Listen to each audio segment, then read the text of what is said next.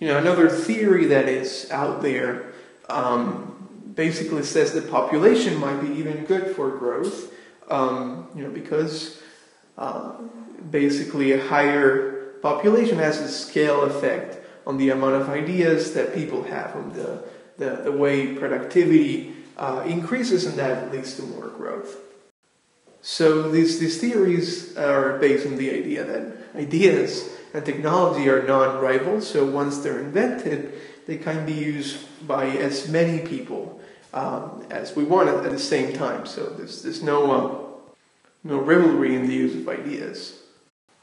And also, what really matters is the total amount of ideas, and not the number of ideas per capita in terms of growth. So what we really need is a lot of people in these economies producing ideas, and in that sense, having a high population would actually be good.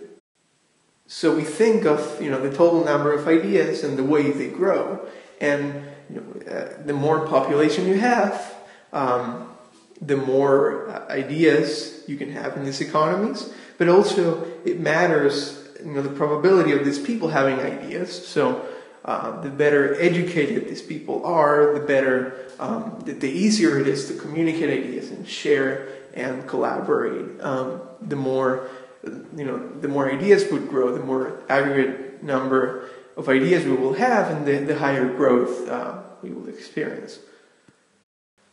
So according to this view, the scale effect comes from the fact that with higher populations, there is an acceleration of growth because there's more ideas being created, and in this sense, population is actually good for growth, and we shouldn't look at population in developing countries as something negative, but what we should be to invest in increasing the probability that each person has an idea. So using perhaps the new technologies to increase communication and education, so that more and more people can have ideas that end up being productive, and that will lead to economic growth. So in this sense, population might not be all that bad. In the contrary, it might actually be a great thing to have for growth. And countries with a higher population would have an advantage in terms of growth.